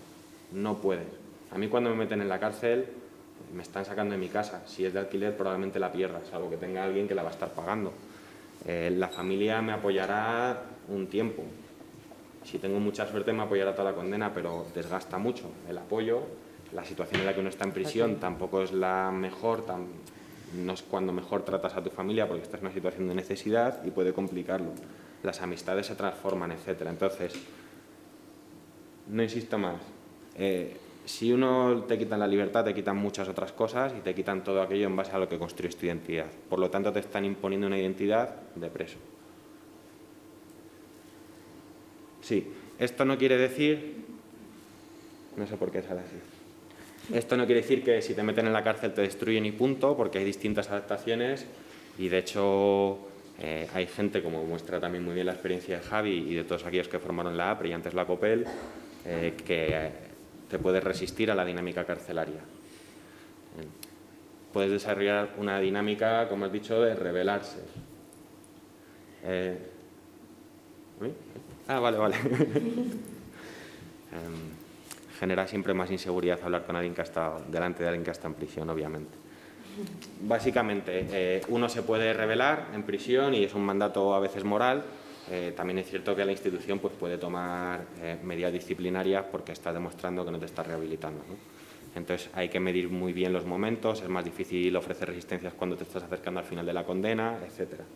Aún así, la tendencia general, por propia supervivencia, como habéis señalado, es que uno tiende a acostumbrarse y adaptarse a la dinámica en prisión, simplemente porque es que es práctico y uno también tiene un límite de la resistencia. Este proceso por el cual uno empieza a adaptar las dinámicas institucionales y construir su personalidad en torno a ese tipo de relaciones, ese tipo de horarios, ese tipo de elecciones, es el que se conoce como prisionización. Este adaptarse a la cárcel es útil y necesario. Ahora bien, como en el precio justo, hay que adaptarse lo justo pero sin pasarse, porque si uno se adapta demasiado a prisión, luego no le dejan salir de permisos, no le dan tercer grado, porque está demasiado adaptado a la cárcel y por lo tanto no preparado para salir a la calle, ¿no? Entonces es bastante complicado vivir en la cárcel de una manera en la que pueda sobrevivir, pero a la vez se considere que es lo adecuado o no. Es decir, es algo más complicado que simplemente estar ahí, apuntarse a los talleres y salir rehabilitado. Y ya está. Entonces, para acabarme de terminar, me gustaría terminar con 4 o 5 reflexiones de... Tengo tiempo, ¿no? Sí, 4 o 5 reflexiones más desde fuera de la cárcel, un poco en la línea de lo que había estado tratando Fran, en el que, bueno, qué papel desempeña o cómo ayuda a la existencia de aquellos delincuentes, claramente identificados a través del ingreso penitenciario, pero no únicamente, para nuestra identidad, la identidad de los no delincuentes, la identidad de los buenos. Entonces, hay cuestiones básicas que todos tenemos claro quiénes son los delincuentes hasta que uno empieza a plantearse quién o qué es un delincuente. En principio, delincuente es todo aquel que ha delinquido. Ahora bien, en esta sala probablemente casi todos hayamos delinquido alguna vez y no nos consideremos delincuentes. Probablemente conozcamos familiares o compañeros de trabajo o de donde sea que han delinquido alguna vez y no les consideremos delincuentes. Entonces, ¿qué es lo que hace que en un momento determinado diga, este sí es un delincuente, ¿no? ¿Cómo, quién, cómo, con qué criterio? Claro. Entonces, un criterio fundamental... ¿Se le llama algo un delito o a una persona delincuente? Eso es lo que yo no entiendo.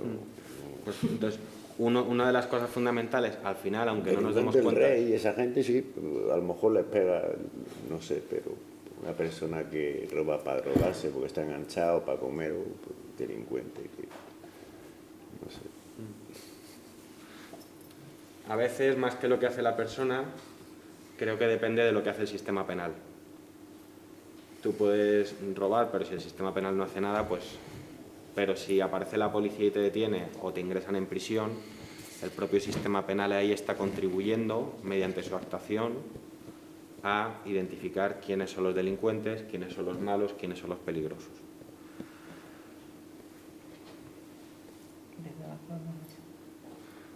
Pero es que además se da la situación de que por la misma acción por la que se está identificando, se asume que se está solucionando el problema también. El hecho de que la policía detenga a alguien, a la vez identifica quién es el delincuente y a la vez ya, para nosotros, ya el problema empieza a solucionarse con la detención. Y si lo mete en prisión, empieza a solucionarse a dos niveles, en el que ya no me va a hacer nada a mí y además dentro de unos años estará mejor mágicamente, ¿no? Entonces, es curioso también ver cómo una misma actuación hace cosas distintas, que igual no es lo mismo identificar a alguien que solucionar un problema, más allá de que luego cuando uno ve la tendencia a quienes identifican aparezcan más las clases bajas, determinado tipo de personas, racializadas, etcétera, ¿no? Total, que con la propia actuación del sistema penal se está ayudando a contribuir quiénes son los buenos, por la no actuación del sistema penal, y quiénes son los malos por la actuación del sistema penal. Si un policía ve algo y no actúa, asumimos que bueno, pues está bien, si no habría actuado, ¿no? Entonces, y con esto ya acabo, sí.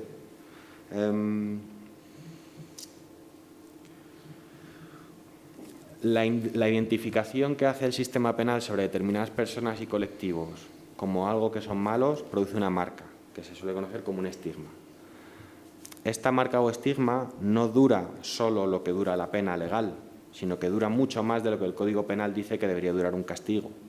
De manera que tu ingreso en prisión a 3 años, los efectos de ese ingreso, más allá de los psicológicos, va a durar más de 3 años. Y esto es otra cosa que tampoco solemos discutir así abiertamente, ¿no? Hay investigaciones en España que demuestran que una persona con antecedentes penales tiene muchos más problemas para encontrar trabajo que una persona que no. Y a día de hoy, por mucho que el trabajo sea precario y no garantice unas condiciones mínimas de vida, sigue siendo la vía principal de inclusión y de normalización en la vida.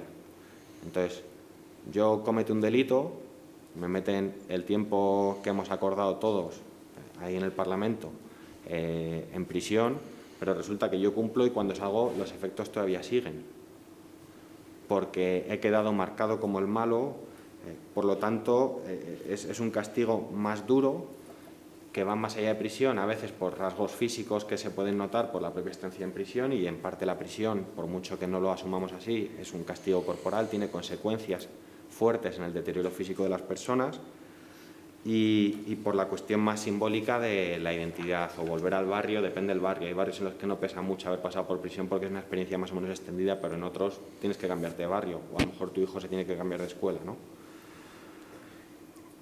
Por lo tanto, y con esto ya acabo, el sistema penal es útil también en el que, si os fijáis, el sistema de administración de castigos, que es lo que hace el sistema penal, se le llama sistema de administración de justicia. Se presume que lo que se está haciendo es justo, ¿no? Entonces, hasta cierto punto, puede que la propia existencia del sistema penal y que se encierre a los malos y a los buenos no, nos genere una sensación amplia o difusa de que vivimos en una sociedad, en términos generales, justa, a pesar de que sea tremendamente desigual.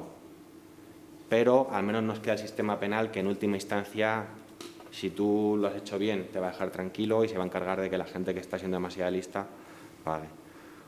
Por lo tanto, y con esto acabo, es posible que la cárcel nos ayude a pensarnos colectivamente, en términos de identitario, nosotros, mejor de lo que probablemente seamos, a costa de encerrar a unos pocos sin mucho sentido.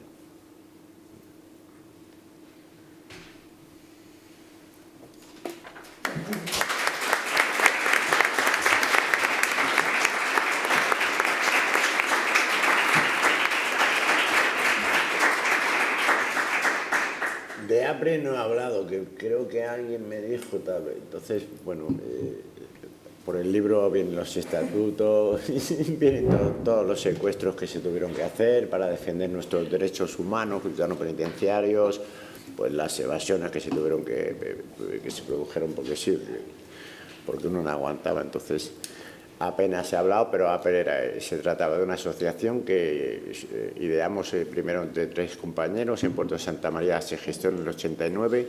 En el 90 tomamos 9 rehenes en Alcalá-Meco, anunciamos la existencia de APRE, Asociación de Presos en Régimen Especial.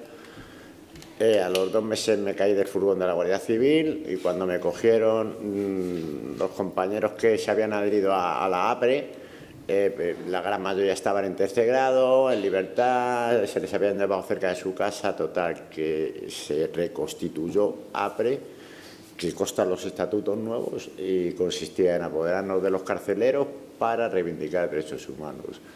No hay más. ¿Cómo acabaron con APRE? En un ajuste de cuentas, un compañero a otro le decapitó en Puerto Santa María y nos lo atribuyeron a nosotros cuando no teníamos nada que ver.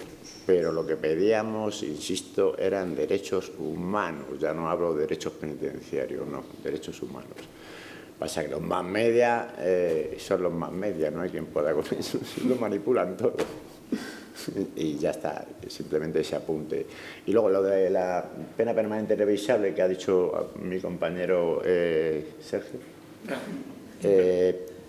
Siempre ha existido la pena permanente no revisable, que es la que yo tengo. Dice el artículo 76 del Código Penal que te pueden hacer un límite, una refundición de penas, si son varias las que tienes, pero a la vez tienen, que data de hace más de un siglo, la Ley de Enjuiciamiento Criminal, que en su artículo 117.2 creo que es, dice que si no hay conexidad entre los delitos, estos se cumplirán de manera separada.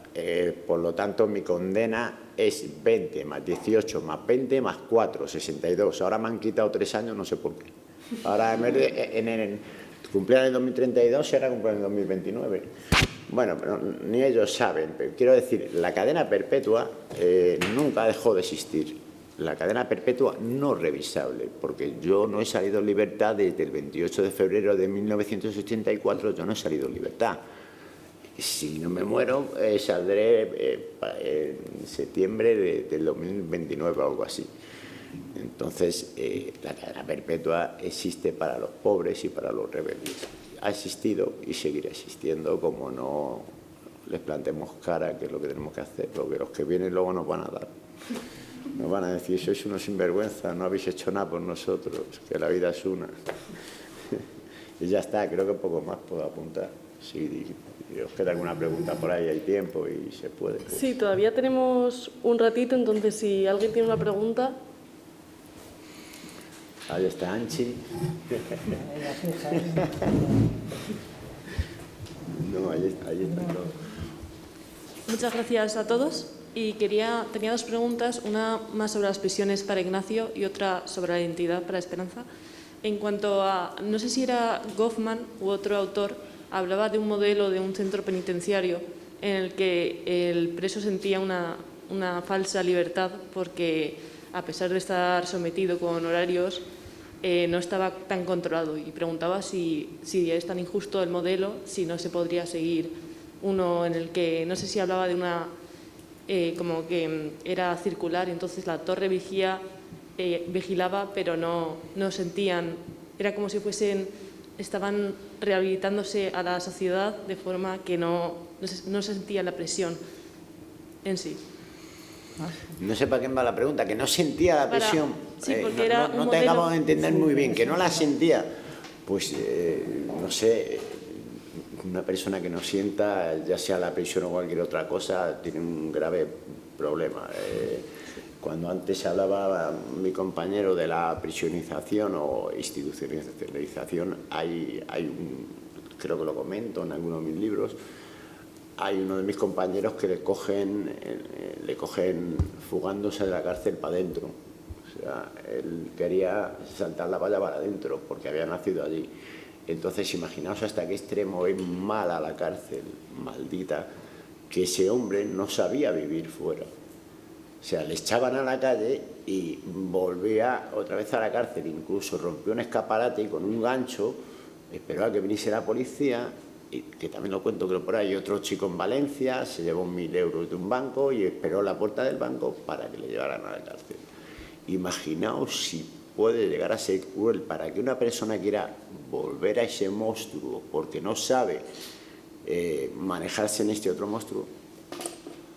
Es cruel la cárcel, la sociedad que permite la cárcel, todos nosotros que miramos hacia otro lado, es absolutamente cruel. No sé si era para mí la pregunta y se ha quedado respondida. La has contestado. Entonces, si no estamos bien concienciados, ¿por qué organizaciones como Madres contra la Droga son estrictamente las personas cercanas a las que han vivido esas experiencias, como las madres que los hijos han sufrido eso, y no más general? Porque no? Madre no hay más que una.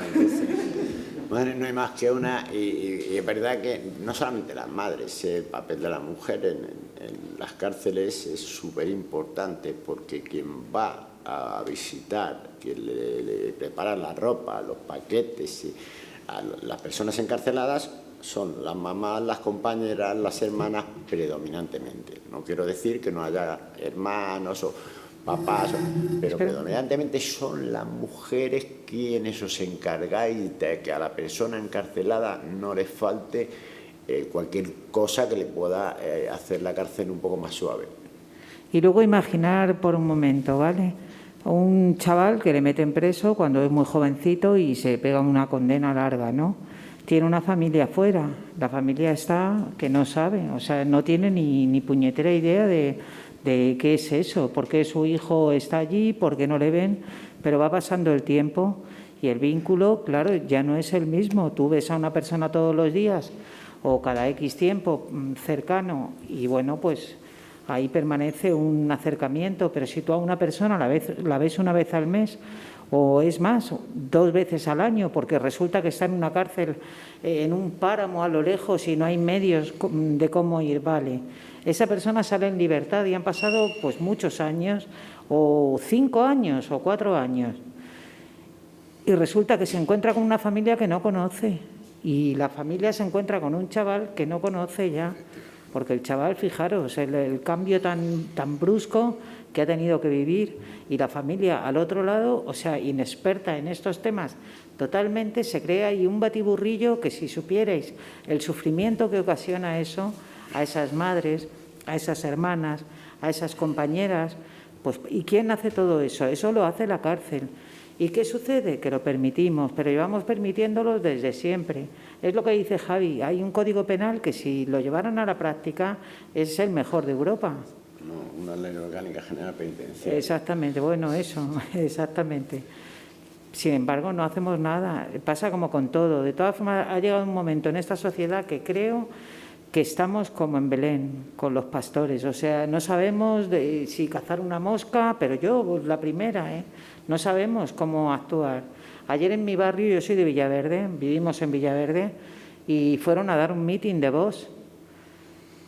Estaba el barrio, que es un barrio además que tiene mucha alegría, ahora es primavera, todo tan verde. Bueno, pues de repente, o sea, un gris, un helicóptero en el cielo de la policía, mogollón de antidisturbios para nada, porque nadie iba a hacer nada. Pero vamos a ver, ese señor que fue a dar el mitin jamás ha pisado Villaverde. No sabe ni que existe la ciudad de Los Ángeles. Es que no tiene ni puñetera idea. Y tú vas a parar un barrio para hablar de tus cosas y que unas personas te escuchen cuando no conoces a nadie de los allí presentes, cuando jamás sabes las carencias de ese barrio. Entonces hay que empezar por ahí, hay que empezar por lo que decía Javi, por lo injusto no acatarlo. Y a mí eso me pareció injusto, que cerraran un parque para los niños y para los abuelos, porque un tío fue allí y además de hacer el tonto, fijaros la cantidad de dinero que se gastó en ese día. Entonces tenemos que empezar a desobedecer lo injusto. Y creo que son pequeñas cosas que llegan a ser una súper importante, porque es que estamos, eso, yo me siento así. Yo tenía muchas ilusiones y tenía muchos sueños por realizar. ¿Qué quieres que te diga? Yo tengo una edad ya y ya no los tengo. Ahora me agarro a un clavo ardiendo y pues me rodeo de juventud, como he hecho siempre, para tener ganas de vivir, pero yo aquellos sueños ya, vamos, ni por asomo. ¿Por qué? Pues por eso, porque otra vez hay que jugar con la identidad. A ver en qué me transformo ahora. No, hombre, no. Que yo vine aquí a vivir y nadie me dijo que mi terrenito donde yo iba a pisar tenía que corresponderle a nadie. ¿Qué coño? Ni mío siquiera. Es mío, tuyo, del vecino del quinto y del primero. O sea, y es que estoy tan indignada, y lo de la identidad me parece que es un manejo de un sistema corrupto y de un sistema de mierda y de un mundo de mierda en el que vivimos, que yo no sé si llamarlo identidad, pero yo no quiero esto, yo no quiero esto. Yo quiero eso, un mundo donde, como antes, pues yo me levantaba por la mañana y me cantaba mis coplas o le bailaba al Javi por bulerías, ya no tengo ganas de nada. Y 4 gilipollas que quieren hacerse dueños y amos, otra vez vuelven con otra de lo mismo, después de 30 años cargando con lo que nos dejaron. No, hombre, no. Así que invitarnos a muchos sitios, que paso estamos. Hay que desterrar la ignorancia e invitar a que se hagan más ejercicios de reflexión, que yo creo que son los mejores ejercicios. Leer, no conformarnos con un enunciado o con un vídeo de 3 minutos, bucear, charlar una y otra vez las veces que hagan falta, volcar lluvias de ideas. Seguramente que vosotros, jóvenes, tenéis muchas capacidades ahí y tendréis ideas, cualquiera de ellas es mejor que esta, la carcelaria de la que estamos hablando. Un sistema así no solamente no sirve para nada, sí sirve para llevarse los presupuestos del Estado, que podrían ir derivados para la enseñanza, ¿no? Como dijo la mujer esta, que menos cárceles y más escuelas. Con menos cárceles y más escuelas, pero no escuelas cuadriculadas, ni concertadas, ni no públicas, gratuitas, de calidad. Claro, que todos tengamos y que no nos impongan nada, que elijamos nosotros, que haya un abanico tan amplio que sea infinito para poder elegir y no que nos formen en montar los software, los ordenadores o lo que a ellos les interesa. No. Podemos trabajar todos y seguramente que trabajar en algo que nos motive, nos realice, nos sintamos bien y podemos tener unos ingresos, una casa. O sea, es tan sencillo que los bastardos estos capitalistas fascistas que nos gobiernan no nos dejan. Es verdad que vamos a ver, somos tirachinas contra tanques, porque es cierto, ellos tienen todos los medios. Sobre todo, hablando de medios, tienen los más media que enloquecen a cualquiera, no dicen una verdad ni equivocándose, pero sí es verdad que si nosotros, como ha repetido Anchi y he dicho yo antes, nos negamos a cumplir cualquier cosa injusta o nos negamos a aceptarla, tendrán que cambiar de camino. Sí, yo también. O sea, a todos y a todas en general no nos pueden encarcelar. Si todos y todas desobedecemos aquello que es injusto y es maltrato que un niño no tenga para comer, no tenga unos pañales o que no tenga una casa. Es injusto que a unos ancianos les roben la casa y no les den explicaciones. Es injusto que un chaval que con 25 años, después de estudiar lo que le ha gustado, si ha tenido esa suerte, no tenga una salida laboral. O sea, hay tantas injusticias de verdad que ni las miramos y sin embargo nos paramos a mirar que 2 viejecitos, 2 ancianos han robado en un supermercado una lata de no sé qué y llegaron hasta el juzgado de Plaza Castilla. Eso sí lo miramos, no da vergüenza. No, hombre, no, vamos a mirar a los delincuentes que son los que nos gobiernan, no en este país, en el mundo en general. Pero fijaos, lo que si muriese el bastardo de Franco en el año 75 hasta hoy, en esa transición, hemos tenido un bipartidismo todo el tiempo y lo seguimos teniendo, aunque ahora Podemos con el PSOE, es un bipartidismo que no hemos dejado de estar bajo el yugo del fascismo. ¿Que lo han maquillado muy bien, muy bonito? Sí, pero es verdad que si miramos la escolaridad que hay en este país es mínima. El consumo de sustancias se incrementa día a día. El consumo de alcohol, los chavalillos cada vez más jóvenes empiezan a consumir alcohol. ¿Por qué? Porque hay un descontento. Si una sociedad está contenta, seguro que no tiene que recurrir a ninguna sustancia ni a nada por el estilo para poder llevar una vida normal. Y eso es lo que tenemos que conseguir, negarnos rotundamente. ¿Qué es la consecuencia? ¿10 años de cárcel? Pues 10 años de cárcel. Total.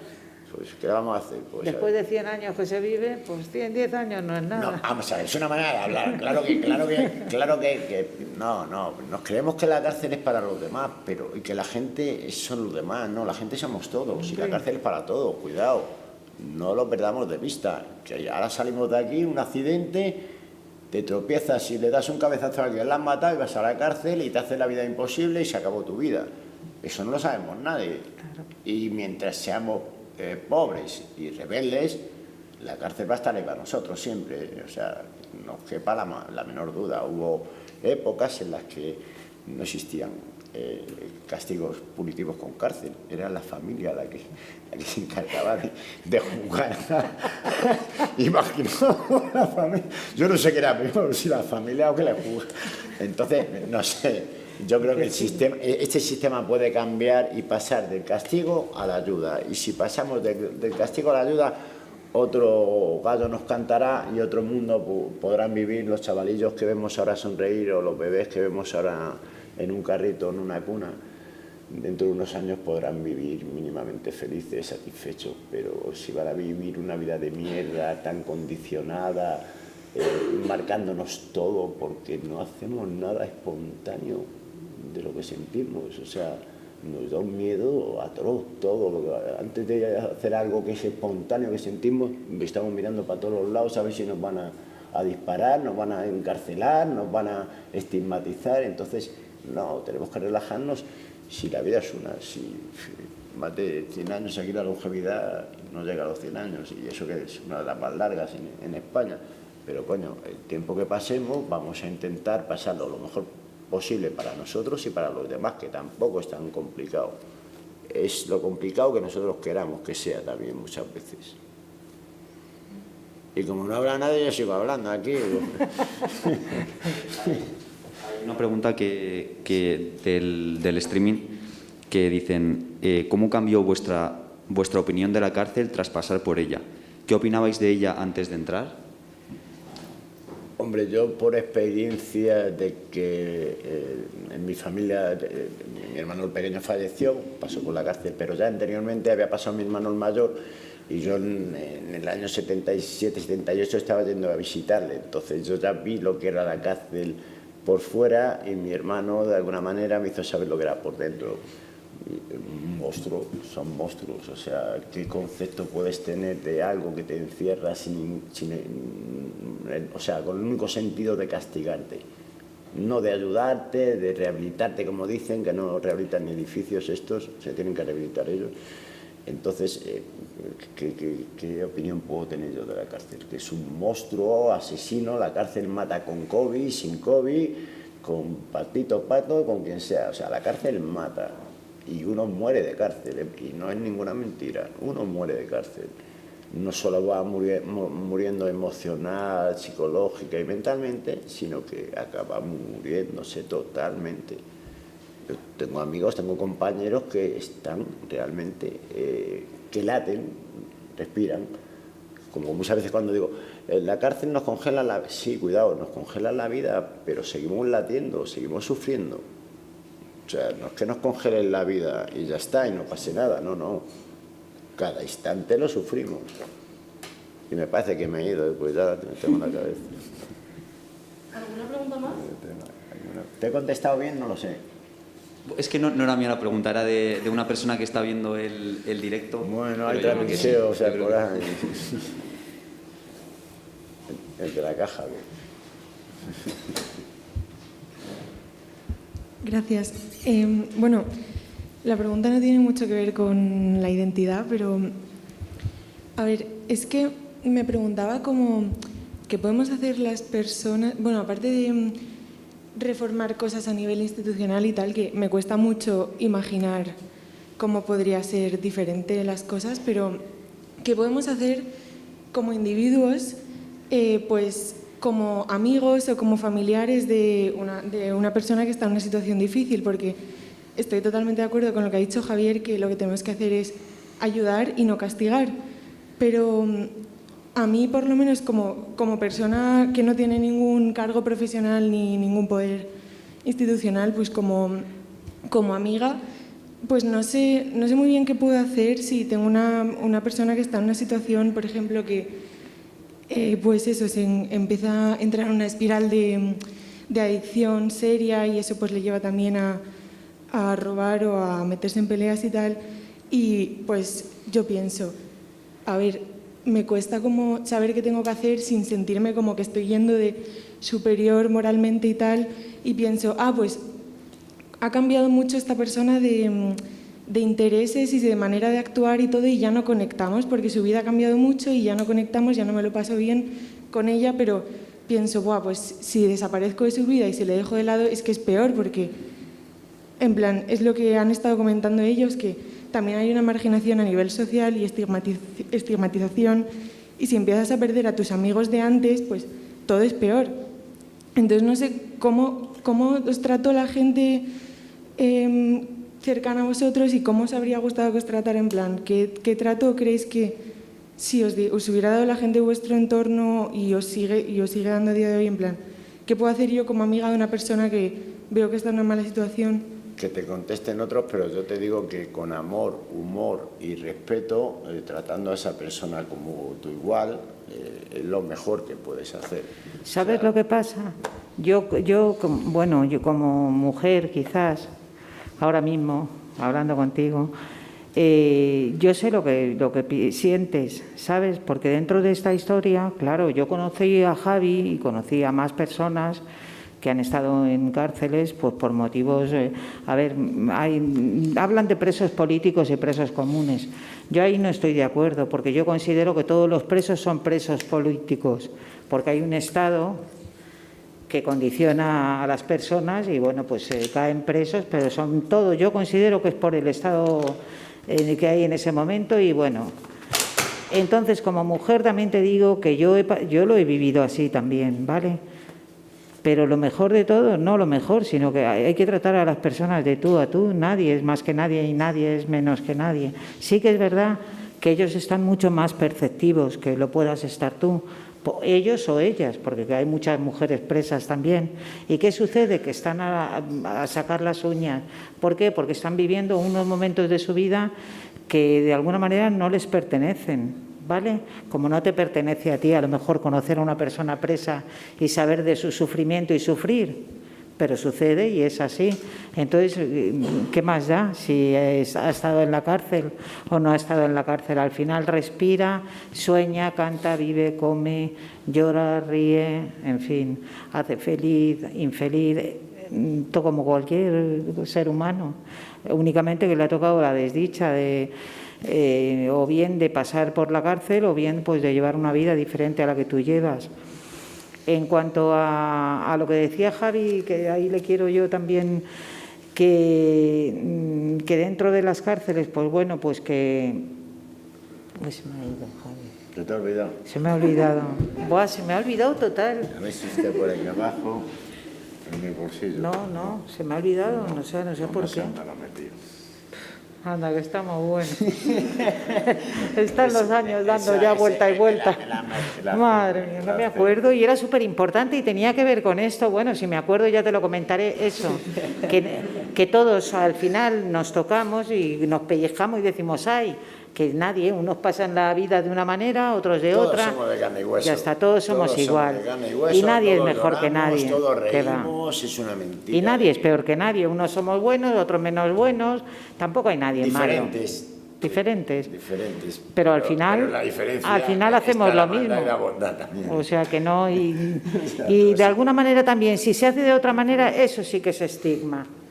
Porque yo sí que es verdad que a lo largo de mi vida Siempre he pasado de ello y he dicho, va, me da igual, pero sí, joder, que sí, se me ha estigmatizado. Nunca lo he dicho, pero sí que ahora lo pienso, que estoy aquí y estoy hablando de ello y joder, ¿vale? Y todo porque había consumido drogas. Pues dije que sí. Podía haber dicho que no, pero dije que sí, es que dije que sí. Pero como yo, las 8 que venían conmigo, dijimos que sí. 7 se murieron, yo quedé. Vengo aquí en nombre de todas ellas y de todas las mujeres también, que no he conocido, pero que de alguna manera han vivido historias, pues si no de esta, de otra o de la de más allá. Porque el papel de la mujer es tan importante en esta puta sociedad y en este puto mundo y estamos tan relegadas. O sea, desde que se escribió la historia no hemos levantado cabeza, chicas. Esto es una cosa mala y es que mires por donde lo mires, no hemos levantado cabeza. Ayer asesinaron a otra mujer y así vivimos en un estado patriarcal y no lo vamos a cambiar. ¿Por qué no lo vamos a cambiar? Porque tenemos miedo. Porque siempre hemos tenido miedo, porque las mujeres somos así muy valientes, pero tenemos miedo, porque yo tengo miedo. Pero yo creo que poquito a poquito vais... pero pasos tan diminutos, ¿no? pero Javi... Es verdad, ¿no? Javi, son pasos tan diminutos que no... pero son pasos, joder, pero sería que no fuese Pero nada. si estamos a la vuelta de la destrucción del mundo, hombre, y no hemos llegado. Bueno, vamos si es que no hemos llegado ni a la mitad. A todos los machistas y a meterlos en una trituradora de estas gigantes, pero es que tampoco es tan fácil. Si la cuestión es cambiar, pues eso, cambiar el pensamiento que nos lleva a estas historias, a tener que convocar los extremos, machismo, feminismo. Una charla sobre entiende el feminismo como machismo, o sea, como el antónimo al machismo. Hay esa acepción que también es válida, entonces cuidadín, que hay muchas niñas jovencitas que le dicen yo soy feminista, pero soy feminista porque domino al hombre. Le dominaré, no porque soy igual o quiero ser igual. Tienen un cacao mental, muchos chavalillos que lo alucinan. Sí, le dice, yo feminista, déjate que eso tiene mucha tela, Maritela. Y le dices, pero ¿qué entiendes por feminista? Y te dice, pues igual que hay machistas, yo soy feminista. Y dice, pues vale, hija, pues ¿qué le vamos a hacer? No, es verdad que con el lenguaje que antes lo han mencionado, el lenguaje es una gran arma de estos cabrones, que la saben utilizar muy bien, porque no dicen ni una verdad ni equivocándose, venga a utilizar eufemismos. Entonces tenemos que tener mucho cuidado y decir las cosas claras y al chocolate espeso y dejarnos ya de florituras, de pintar las cosas de colores, no al pan y al vino. Si tú eres un cabrón, no es que seas una persona tóxica, eres un cabrón. Claro. Nos hemos acostumbrado a maquillarlo todo y eso nos resta energía, nos empequeñece porque hay que incidir y hay que ponerlo en negritas si es necesario, mayúscula, como sea, para hacernos escuchar, para que nos invisibilice todo esto que estamos hablando aquí. Lo saben invisibilizar muy bien, no somos nada, o sea, somos 4 gatos que se van a enterar otros 4 más y poco más, pero no se va a enterar seguramente nadie, y si se entera, que haga algo importante con respecto a que haya avisos de la desaparición de esta institución carcelaria que dicen. No creo que haya nadie, porque son muchos sueldos, están los jueces, los policías, los fiscales, los procuradores, los abogados, entonces mueve mucho dinero. No creo yo que se vaya a abolir la cárcel, pero sí que se puede pasar de que deje de existir un carcelero y deje de existir un preso. Serán en todo caso personas, tanto los unos como los otros, unas para ayudar a quienes lo necesiten, no llamar delito a que una persona se haya equivocado. No, si una persona se ha equivocado hay que intentar ayudarla para que no se equivoque y no castigarla. Entonces, claro que se puede, claro que es posible cambiar. Se puede cambiar perfectamente, es una cuestión de comunicación y de entendimiento humano, no irnos siempre a lo mismo, el castigo, la venganza, porque este es un cabrón, porque este tal, porque este es malo o esta es mala, no. Vamos a ver los orígenes del por qué se producen determinadas conductas, determinados comportamientos dentro de la sociedad en la que vivimos, con los patrones que tenemos, por qué razón se salen determinados elementos de esa sociedad y actúan de una manera que realmente infunde miedo, inseguridad y chiquicientas mil cosas, incluso para salir de fiesta, uno o una tiene miedo a que venga un loco y le viole o le dé un tiro. Entonces, bueno, tenemos que empezar por tratarnos de tú a tú. Eso de carcelero y de preso, ¿cómo que carcelero? Carcelero sí, porque eso no es un trabajo, pero no. Sí que puede existir un sistema donde una persona ayude a otra persona. Y ya está, y no hay más. No hay más nombre, ni preso, ni presa, ni nada. Es una persona que tiene un problema y que necesita ayuda. Y otra persona que tiene la capacidad y tiene los medios le va a ayudar. Yo creo que no es difícil, es querer, pero es mucho dinerito el que da, no la institución penitenciaria, sino todo lo que conlleva, como he dicho, jueces, fiscales, policías, abogados, procuradores, etcétera, etcétera. Dime. Ah, que ya se ha acabado. No llora por rellenar huecos. Sí, yo creo que ya con esto acabamos y si por favor podéis ir saliendo escalonadamente para no aglomerarnos fuera. Yo quiero dar las gracias a todos por habernos hecho esta gran compañía, habernos escuchado y cualquier otra charla que anunciemos, si la veis por internet, pues estáis invitados. Y si queréis algún ejemplar también, algún ejemplar del libro, son precios populares, 15 euros. Nos autoeditamos, nosotros no queremos nada con las mafias. Bueno, yo daros las gracias. Nos autoeditamos, ya está. Para mí ha sido un regalo esta mañana, la verdad me ha encantado. Y para mí también ha sido un regalo que nos escuchéis así. Y ya por último, voy a comentaros que tengo otro libro que se llama Flores en la calle y que tiene que ver con las mujeres y es la historia de 20 mujeres, 21, que bueno, de alguna manera han pasado por mi vida y las he reflejado. Son historias muy bonitas. Lo que pasa es que de ese no tengo ejemplares, solo pude sacar 100 porque está muy caro el mercado y como nos autoeditamos nosotros, pues los 100, nada, en muy poquito tiempo se me terminaron. Si hiciera otra edición, pues bueno, sabéis que se llama Flores en la calle. Gracias a todos, a todas.